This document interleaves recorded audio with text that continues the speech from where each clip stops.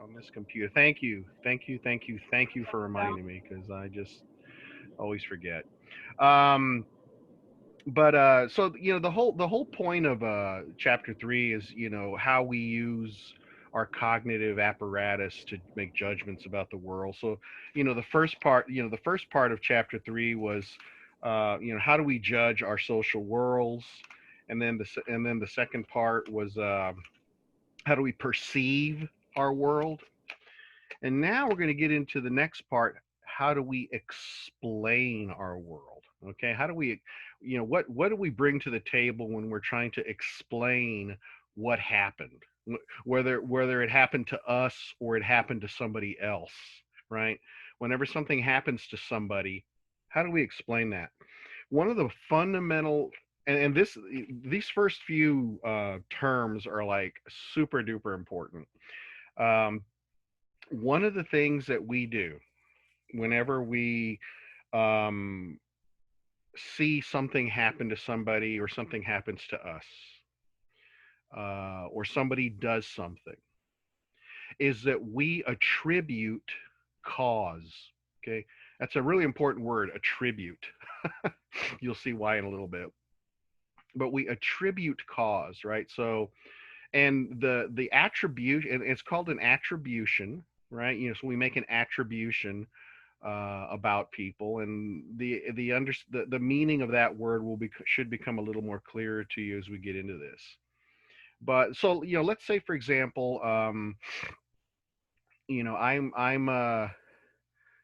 see uh, I'm at Walmart, and and then I see Ashley Kempf and her boyfriend and or husband, which whatever the case may be. Is it a boyfriend or husband or girlfriend or wife, Ashley? Nothing right now. Oh, okay. So anyway, let's pretend that Ashley has a boyfriend.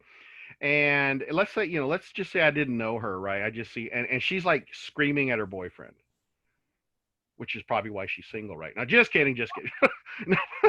No, but she's screaming at her boyfriend, right? And her boyfriend's just kind of there taking it, right? As we tend to do, right? Now, when you look at that scene, right? You don't know this person, you just see her like screaming at her boyfriend. What are you going to think about Ashley?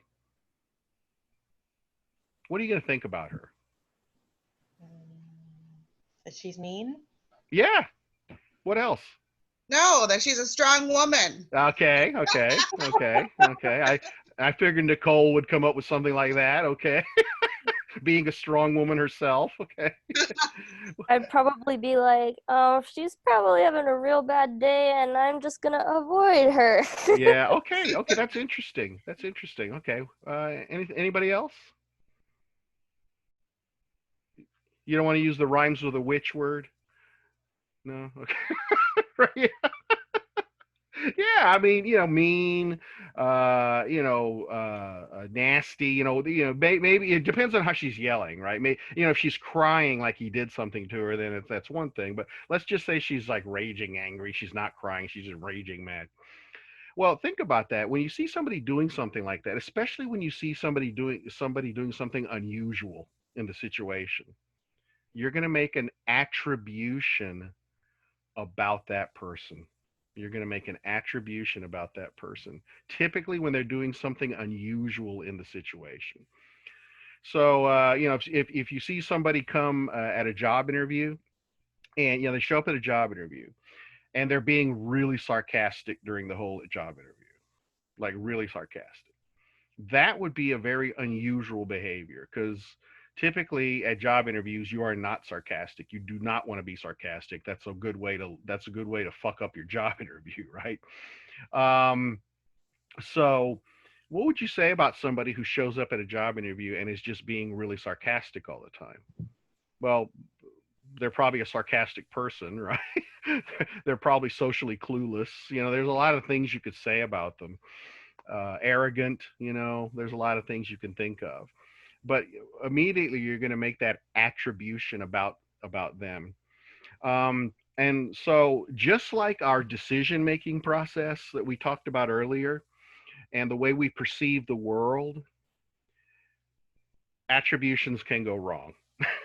And they very often do.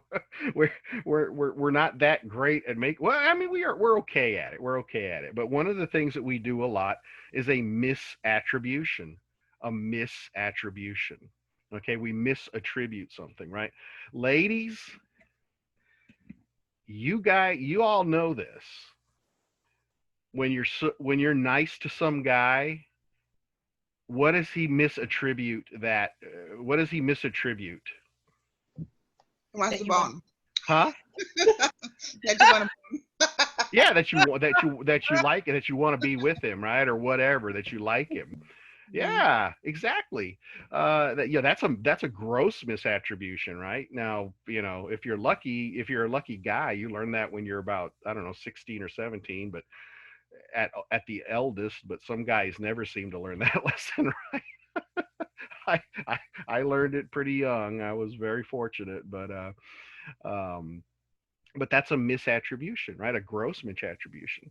So inside of social psychology, one of the reasons this is important, this notion of attributions, is because attributions underlie a lot of what goes on in social psychology. As a matter of fact, there's a whole field of social psychology inside of social psychology called attribution theory. Attribution theory. And this is the theory of how people explain other people's behavior. How people explain other people's behavior. Okay? And usually attributions can be broken down into two types. There's only two.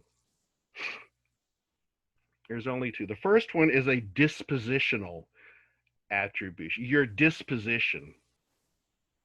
Okay? Your disposition.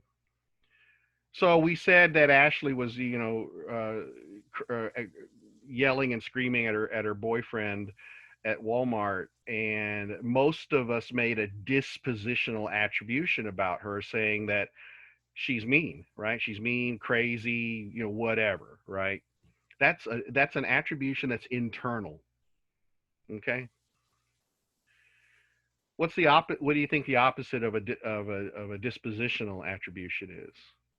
It's an external attribution, but the technical term for it is a situational attribution. So you have a dispositional attribution where we attribute the behavior to something inside the person. And then we have situational attribution where we attribute the behavior to something that happened to the person. So one of the things that Reagan actually, she made I believe, when we were talking about Ashley screaming in Walmart, Reagan actually made a situational attribution. She said, "Oh, well, she's had a bad day." Right? She's had a bad day. And, those of us that have had bad days and then brought it back to our families, have understand that. I mean, I had a bad day a couple of days ago, and I was, I was not a pleasant person to be around, but it was because of work, right? It wasn't because I'm a mean father or husband. It was because I'm like stressed out at work right now. So attribution theory is the whole field of studying how people explain others' behaviors. Attributions usually boil down to either dispositional internal attributions or situational external attributions. Okay. One of the things that we do a lot, aside from attributions, right? Well, it's actually related to attributions. Whenever we make an internal attribution or a dispositional attribution, one of the things that we're doing is we're inferring a trait. We're inferring a particular trait about a particular person. Okay. So, we do that like automatically. It's super easy, super fast. There was a study that's in your book that was reported. What they did was they gave their participants, the subjects, phrases to remember. Sentences, and they had to recall these sentences later. One of the sentences that they gave was, the librarian carries the old woman's groceries across the street. Okay. And when they asked students later to recall that phrase, the hint that helped the best wasn't books, it wasn't bags, to queue groceries. It was the word helpful, helpful.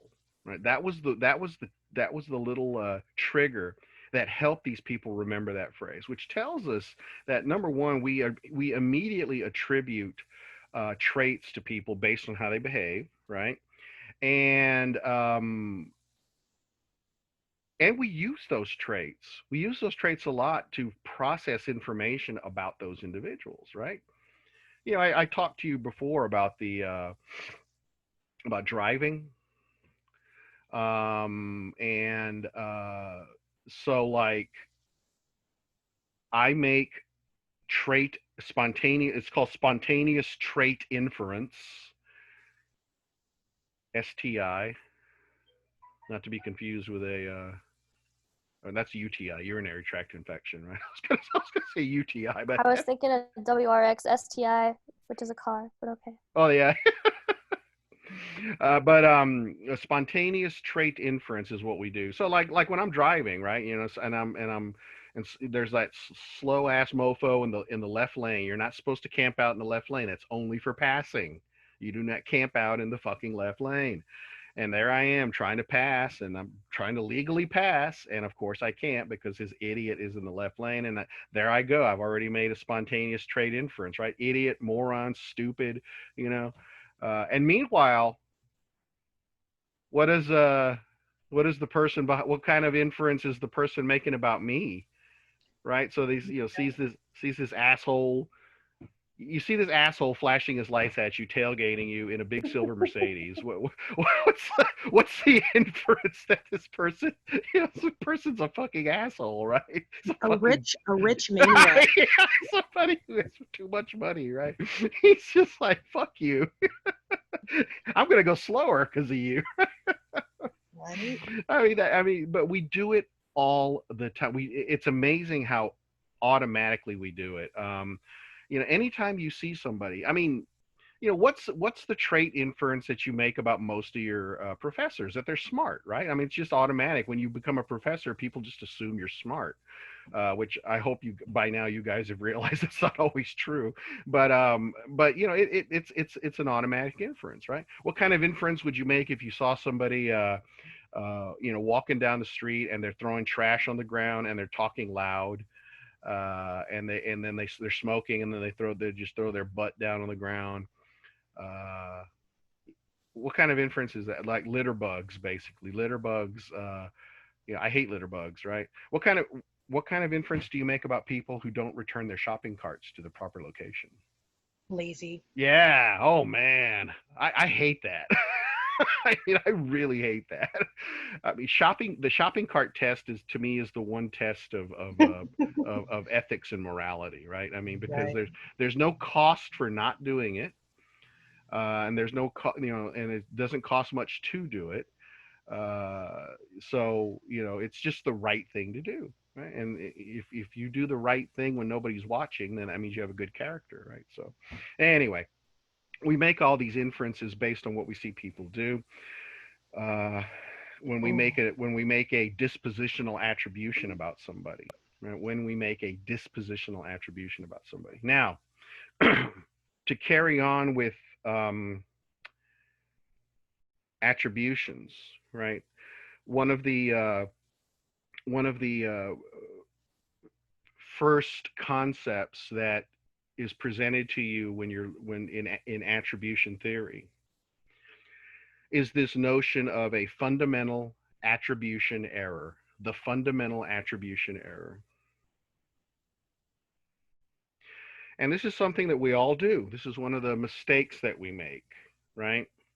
And the fundamental attribution error is the tendency for the observer. So you're watching somebody do something. So you're the observer.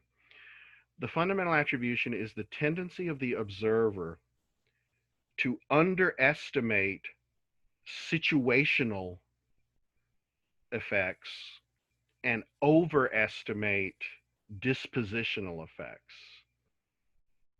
So whenever we watch somebody do something and we make an attribution, our tendency is to attribute their behavior to something inside them,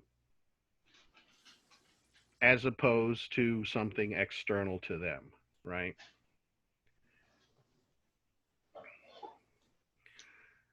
Now, let's say for example, let's say for example that so somebody asks you, right? Somebody asks you after this semester. Somebody says, "Hey, have you taken Dr. Lopez for any courses?" And you're like, "Yeah, man, it's like he's awesome. He's just the best professor ever.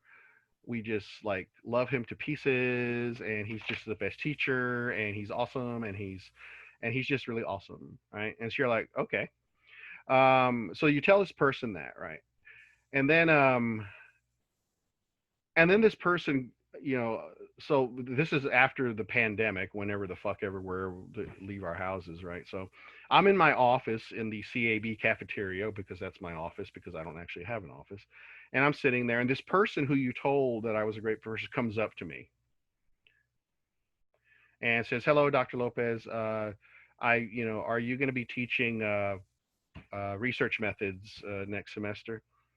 And I look up, and I'm like looking at my computer, and I look up at him. And I say, "What do you want?" "I'm sorry, are you going to be teaching research?" I say, "No, I'm not. Okay, just leave me alone." And then I go back to my work. What kind of attribution is that person going to make about Dr. Lopez? Asshole, right? Like, a fucking asshole. I can't believe that that Reagan and told me that he was such an awesome guy, because he sucks, man. He's an asshole. I don't want to take a class with this jerk off, right? And so what the person's going to make is a dispositional attribution. However, maybe it was actually a situational thing. Maybe I'm sitting there, and maybe I have been like all day long getting bothered by people. I haven't eaten all day because I've been like literally on the phone all day, and like I've been in meetings with really unpleasant people, like today, for example. And and I was just fed up. I just like wanted to just my dream is to like change my identity and go to Mexico and like just like live on the beach. That's kind of that's what I'd like to do. But you know what if Megan, are you okay? Oh my goodness, you have like a big thing on your neck. Oh my goodness. Oh geez. Okay. Well, gosh. You're on mute. Okay. Well, Oh, yes, there you, I'm okay. Never been better. I had a surgery today, but I didn't want to miss class because I know we have a test Friday. Oh, okay. And Well, yeah. I learned by listening, so I was Okay. like, Okay. I gotta be here. But I'm Okay. okay, Well, thank you. you're Wait, are okay you in the then. hospital right now? You are, aren't you? Are you in the recovery area? Yeah, I'm in a private room, but yeah, I'm okay, Oh everybody. my I'm okay. God. Okay. Don't be Okay. alarmed. Okay. Okay. Well, not just that's a little scary Everything's there. okay. No, everything Okay. is okay. Okay. Okay. Wow. Poor Megan. Wow. Commitment. Yeah. I slow So, clap for Megan. yeah, I know, right? Slow clap. um. So this person would make a dispositional attribute, as would we all, right? I mean, if you talk to somebody like that for the first time and they came at you like that, you'd be like, "Fuck this person," right? Um, and this person's a jerk. But it could be something external, right? Typically, most of the time, I'm pretty nice to students. Matter of fact, I think all the time I'm nice to students, because I have been actually talked down to by professors when I was at UT, especially Ivy League professors. So I believe we're very racist, but you know, I try not to do that. Um, even when you're part of the even when you're part of the reason that the person is behaving that they behave, even when you're part of the cause, we still tend to make the fundamental attribution error. So even like, let's say, you're in a bad divorce, right? You went through a bad divorce, and you're doing everything possible to make life miserable for your ex-spouse. I mean, just you're fighting tooth and nail for money. You're fighting tooth and nail for the kids. You're just trying your best to make life absolutely miserable for this person, right? And and then you see, this guy, this person comes in. I guess in this class it would be like this guy, because most of you are women, but or Emmanuel, this woman comes in, right? And they come in, right? And you're talking, and you start talking to them, and they're just being jerks to you, right? Well, even though you're the cause of them being a jerk, you're still going to commit a fundamental attribution error. You're still going to say, oh, look, see how jerky my ex-husband is? What a piece of shit, isn't he? It's like, well, yeah, because you've been like, bending me over with no KY jelly and, screwing me. It's like, of course I'm going to be mean to you, right? I have a question about Sure, that. sure. So isn't that also considered like gaslighting though as well? Trying like a manipulation tactic, or am I misunderstanding the example? Yeah, I think you might be misunderstanding. Yeah, Okay. gaslighting is really meant to control somebody and to generate a response, right? Uh, Right. with an attribution, all we're doing is just making a judgment, right? Okay, got it. Got Yeah, it. yeah. Got it. Even if we are sort of like, pushing them in some Yeah. direction. So Our yeah. narcissists tend to gaslight a lot. I'm sorry, say again? Are narcissists like gaslighters? Oh my God. Oh my, yes, yes. Narcissists are experts at gaslighting, because what they'll do is, first of all, they'll treat you like shit, right? And they'll treat you like shit, and they'll do it, on purpose. They'll treat you like shit but then when you try to uh, address it with them, it's like, what? And they turn it around and make it all about you. They make it all the fault about you. You can never ever get a narcissist to accept blame for anything.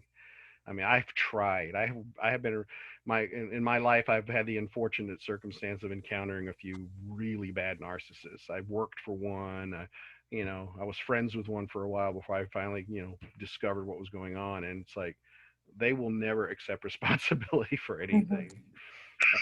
But yeah, that's what gaslighting is all about. That's what gaslighting is all about. So the question, right? The big question now is, okay, why? Why, why do we make the fundamental attribution error, right? What's going on? Well, one of the reasons that we probably do is because of this different perspectives, right? We are observing others from a different perspective than we observe ourselves, obviously, right? I mean, it's really, really hard. And we talked about this earlier, this ability to make judgments about ourselves and how we perceive remember we talked about the self in chapter 2, I think it was. Yeah, we're not good at, perceiving ourselves, right? And we're not that good at perceiving people on the outside too. And those are two completely different tasks, right? Trying to perceive ourselves and trying to perceive others. So one of the reasons that's been given for why we make this mistake is just because of the differences in perception, right? Whenever we're making an attribution, we see somebody out there, and then we think, well, if they're behaving like that, I behave the way I do because I understand my traits. They must be behaving the way they do because they understand their traits too.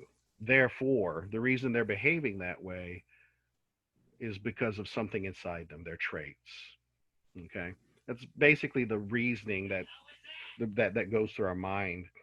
One of the really one really interesting study that was mentioned in your book is when people viewed a videotape, when people viewed a videotape of somebody making a confession about a crime. So yeah, I did it. I killed him or whatever, right? Whenever the camera was focused on the confessor, right, the guy making the confession, people tended to believe that the confession was true. However, when the camera was focused on the cop, people tended to believe that the confession was coerced and probably not true. Exact same guy, exact same cop, exact same room. It's just that the camera's focused on one or the other, depending.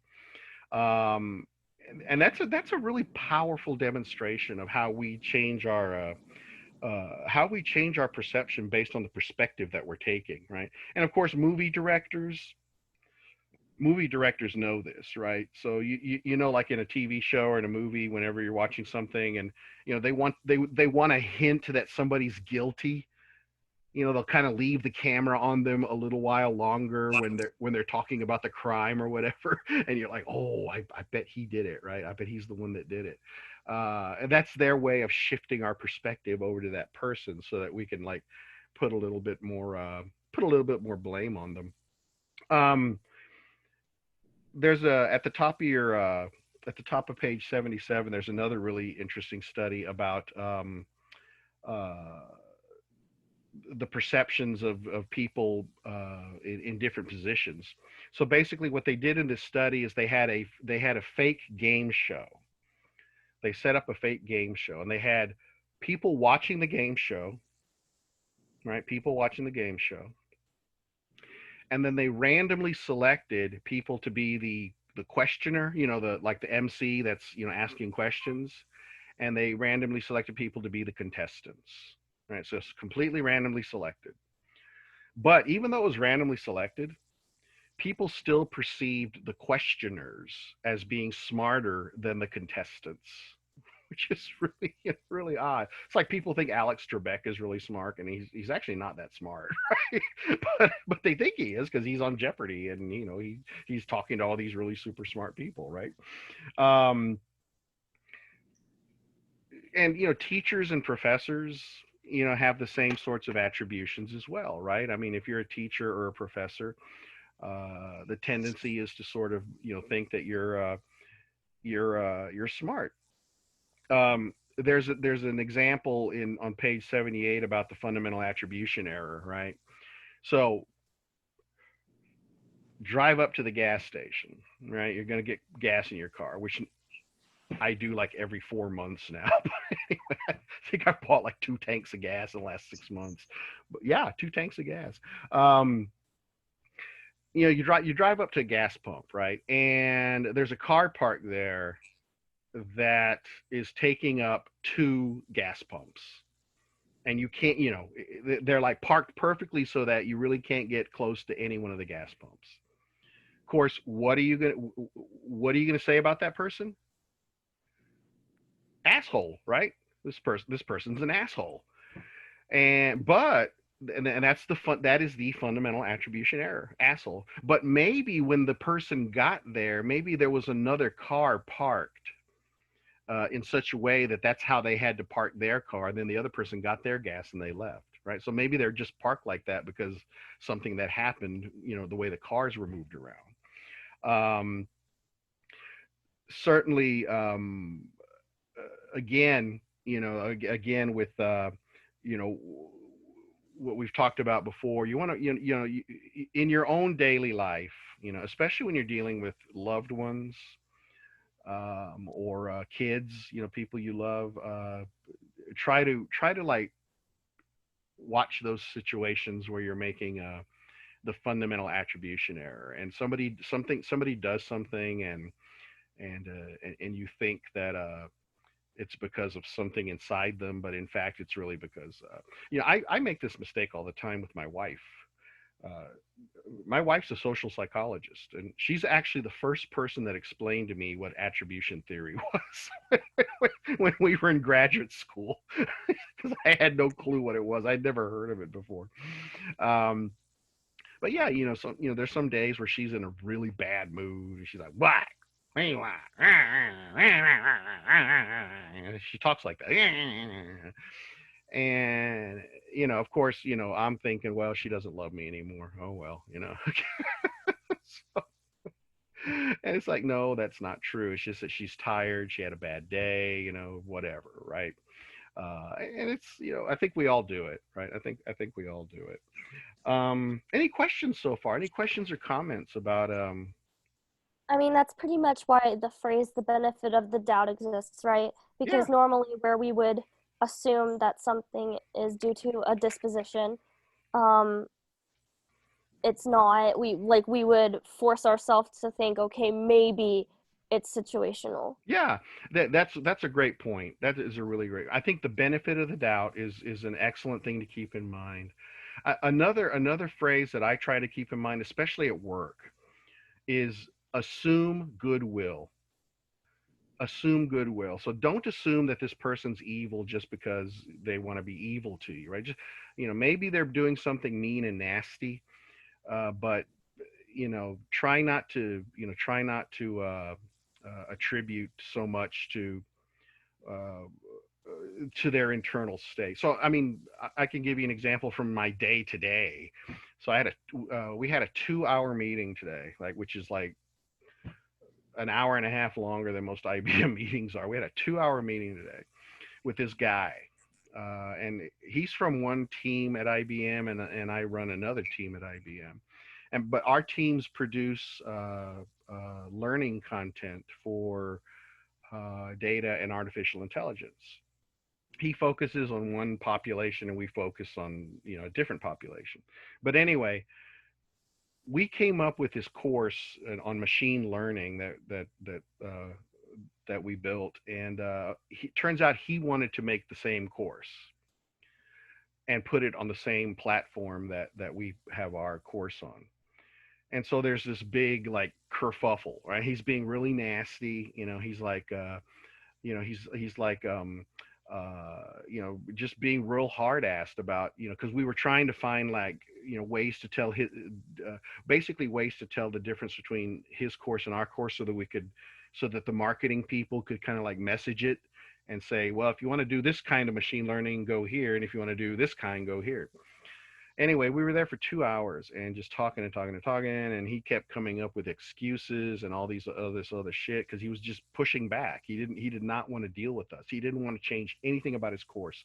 He wanted to do everything the way he wanted to do it, and he wanted us to make all the changes in our course, even though it's already finished.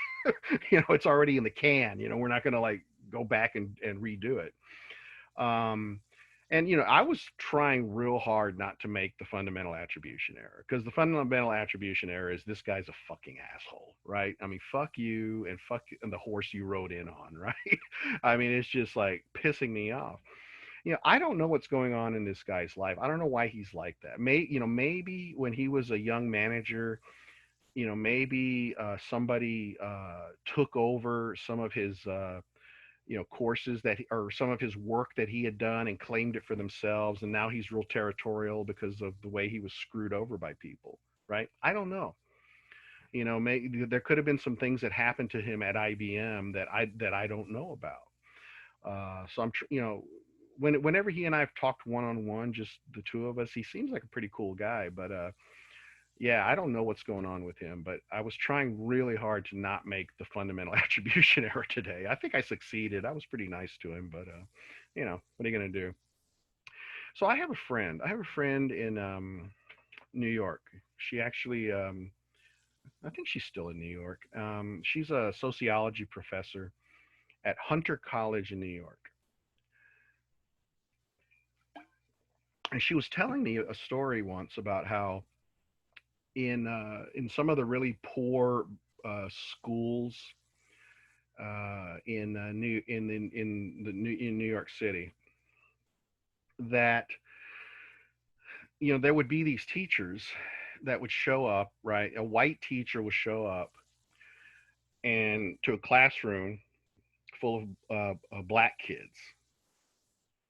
And and some the particular story she told me was like second graders, right? and second graders are cool, right? This is when they're still cute and adorable, right? Before they get to awful, right? Second grade. I remember my kids when they were in second grade, they were just still really cute. Um, and he just told them straight up. He said, and he said this. He said, "I'm not going to bother wasting my time trying to teach you all anything because you can't learn anyway." Now, can you imagine? First of all, imagine it from an individual level. Imagine that you're some little kid that was sitting in there, and you're really excited. You like science or math or something like that, right? And then this asshole comes up and says that to you. Now, what are you going to think? Right? Think about how that affects people, right? That's a really glaring example of something that's related to the self-fulfilling prophecy, which is just what it sounds like. It's a belief that leads to its own fulfillment. I was talking not that long ago, actually. I think it was last semester at TAMUSA to a student of mine. He was just one. I'm an introvert. I don't enjoy talking to people. I'm just not that good at it, unless it's technical stuff. But I really just don't like talking. So if you guys ever catch me in a conversation, don't make the fundamental attribution error. I'm just not good at talking to people. But anyway, I was talking to this kid. This kid was always wanting to talk to me. He was just like, and I was like, okay, whatever. But anyway, so we were talking, and we were talking about the lived experience of the black man in the United States. And of course, in my opinion, young black males are like the most oppressed,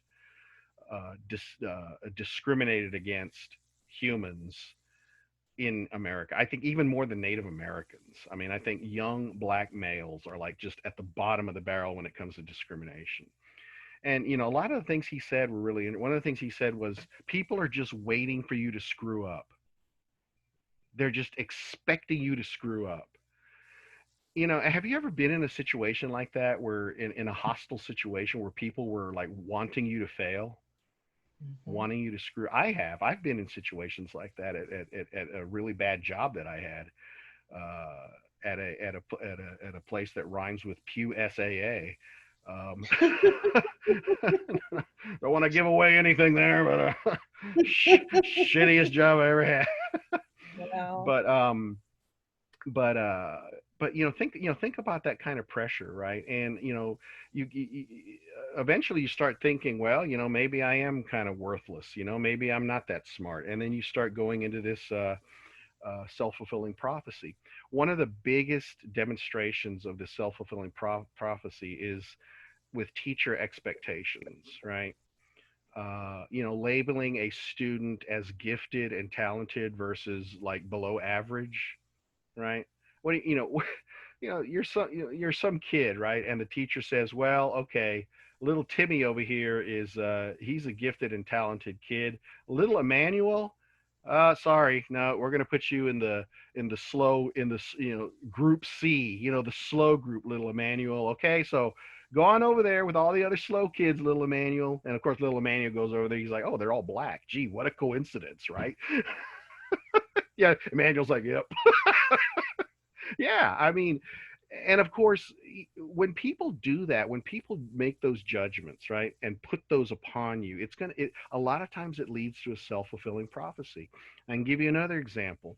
There have been studies done that have shown that right before you take a test, I mean, like you're in the classroom, and right before you take a test, if the teacher or the professor or the proctor says, okay, this is a really hard test, I don't think any of you are going to do well. Have fun, and then starts handing out the test, right?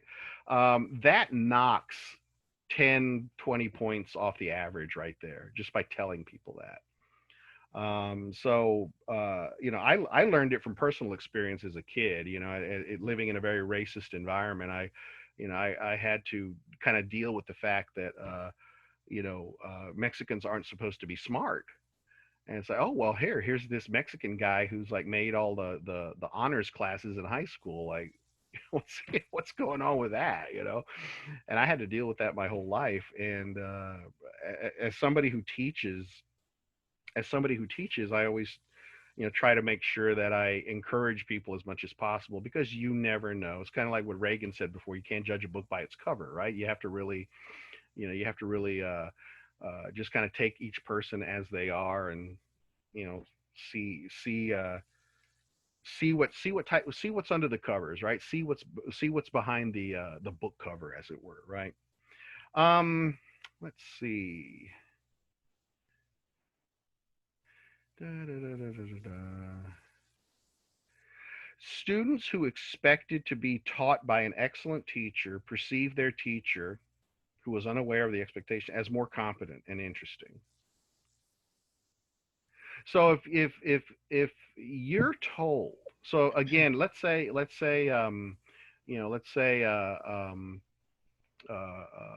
where's let's oh I was gonna oh, Ashley turned off her camera. Okay, I was gonna pick on Ashley again, but I'll pick on Nicole, because just I like, oh, there's Ashley, because I like picking on Nicole, because she fights back. So so let's say Nicole tells somebody, hey, Dr. Lopez is a really good, interesting teacher, right? Well, that benefits me a lot, because when people then show up in my class, they're going to be expecting a good, interesting professor. So I've already got a little bit of an edge with those people if they've been told firsthand, right? And again, and that's true in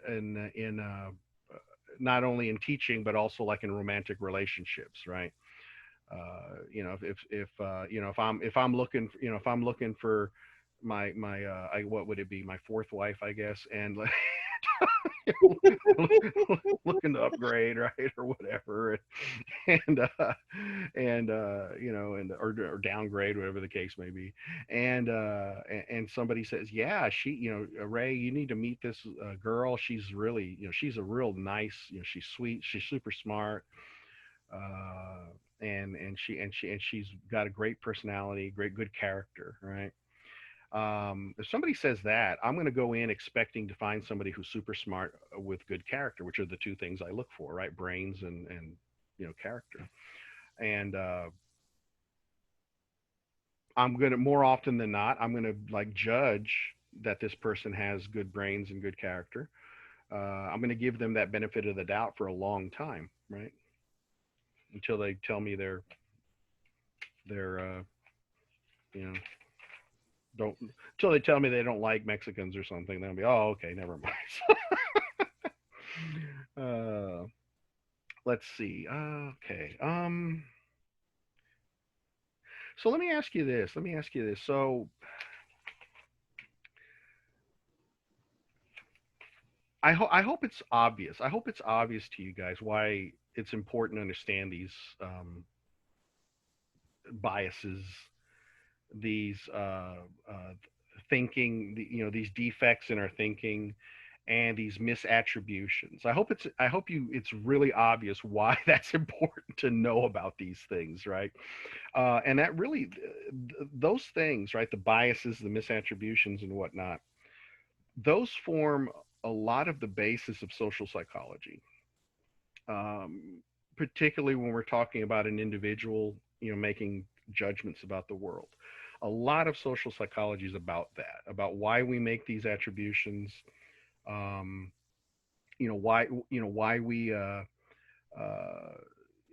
we tend to make attributions at a different attribution in one situation versus in another situation. We assume usually that we're always making rational, thoughtful choices, right? That's what we always assume. Most of us assume that, but in fact, we don't. In fact, we don't. We tend to make some pretty shitty choices sometimes, right? Now, it's not always, right? One of the things you have to remember, and this is important. One of the things you have to remember is that the reason we have these biases is to save ourselves time and energy in making decisions, right? So we look at somebody and we make a snap judgment. We see somebody do something and we make a snap judgment, right? The purpose for that is just to save energy and time, right? Save energy and time, and sometimes to protect yourself a little bit, right? Because if you see somebody acting like an asshole, well, there's a 50-50 chance that that person actually is an asshole, right? And so, well, I won't lose anything by not engaging with them. If I do engage with them, I could get hurt. So what are you going to do? I'm not going to engage with them, right? Because it doesn't cost you anything. So those are some of the reasons why we tend to make those decisions. It is something that we do automatically a lot of the time, but it serves a protective purpose, I think, an evolutionary sort of protective purpose. But you have to be really, really careful, especially when you're making decisions about people and you're in some position to influence them. I have learned as a manager at IBM that whenever I have one-on-one meetings with each one of my employees every week. So we have it's a 30-minute one-on-one. We just talk about what they're working on, and I ask them if I can help them. And one thing I noticed early on during these meetings was that the women that I would talk to were different than the men. The women were sort of like, they were more reserved than the guys were. And I thought, wow, okay. Now, that's a perfect opportunity to make a fundamental attribution error, right? I could say, oh, well, they're just being mean, right? They're just being mean or bitchy or whatever, right? When in fact, women that work in IT, IBM is a huge technology company, right? Women that work in IT tend to be a little bit reserved because it's a very male-dominated field. And if you're too nice to, males, then you're going to be perceived as sort of a ditzy, slutty girl or whatever, right? So a lot of women in the tech industry kind of have, kind of a mask, of professionalism, so that they can sort of like keep, and they intentionally keep that distance. And I have to recognize that. I have to tell myself that, okay, if I'm making a decision about who gets a really great project, I can't say, well, I'm going to give it to one of my male employees because he's a great guy, he's funny, he and I really talk and have a good interaction during our one-on-ones, versus this woman who is probably more qualified to work on that project, but I don't like talking to her because she's kind of standoffish, right? I as a manager need to be very careful not to make those kind of errors, to make sure everybody gets treated fairly, even though they're kind of, even though they're doing that, but I understand why they're behaving the way they do. So these types of things are really important. We're going to learn later on that it underlies a lot of things like racism, for example. I think you can already see how these types of decisions that misattributions and poor judgments, I think you can start to see how they underlie things like racism, groupthink. We're going to talk about groupthink, when a group is sort of all, believing the same thing, we're going to talk about all that stuff. And all these things like attribution theory underlie all of them. So that's why it gets presented so early in your book. So anyway, I think we have a test coming up, I think, right? And I am done with chapter 3. Were we having a class meeting on Friday? Are we? Let me check the syllabus real quick.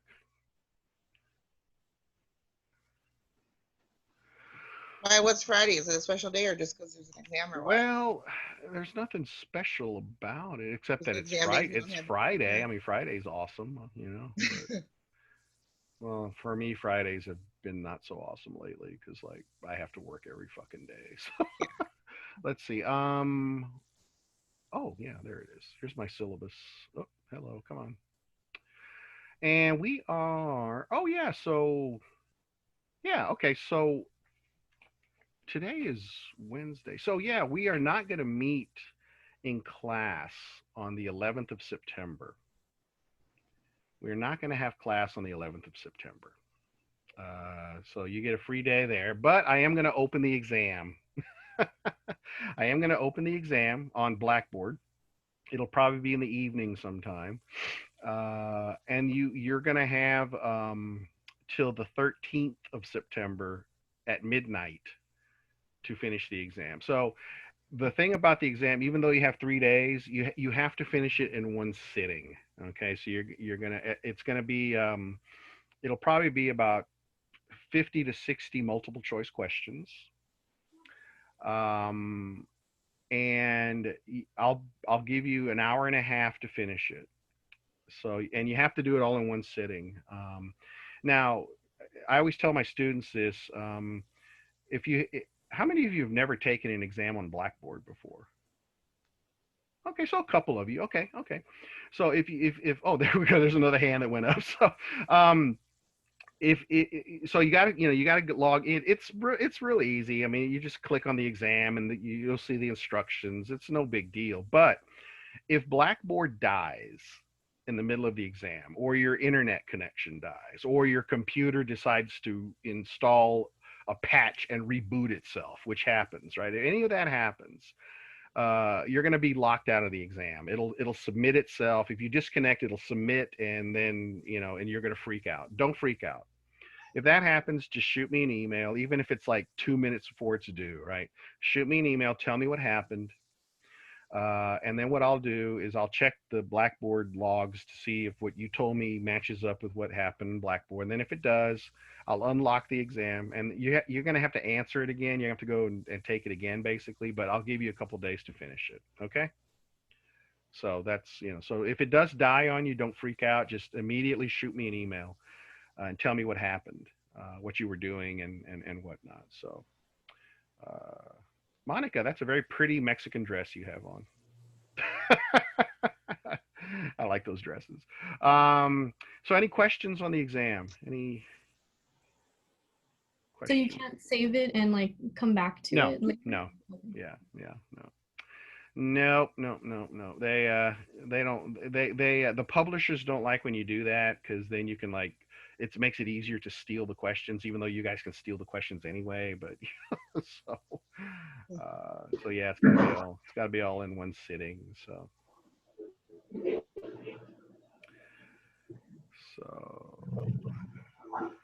Ebony, you okay?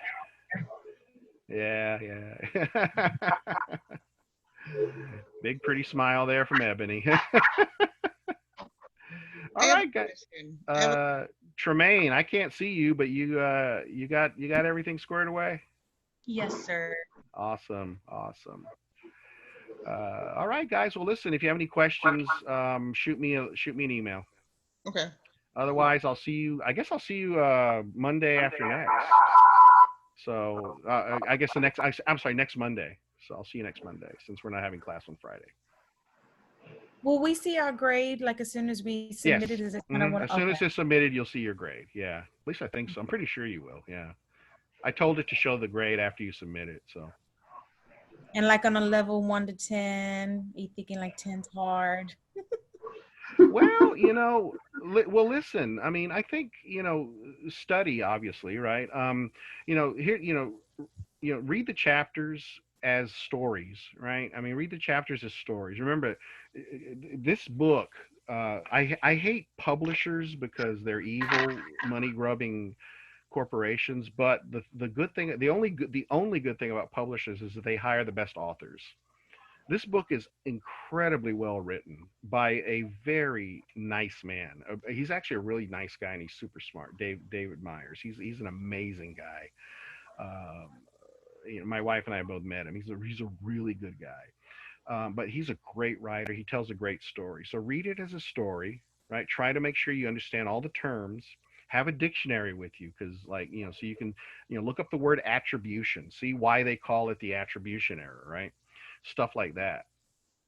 There's questions, in the back of each chapter, right? There's questions. Well, not questions. There are the ones at the beginning of the chapter. Yeah, at the beginning. Yeah. So look at those questions, right?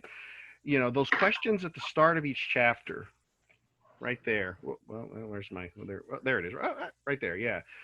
you know, go back and look at those questions, because all those questions were answered in this chapter.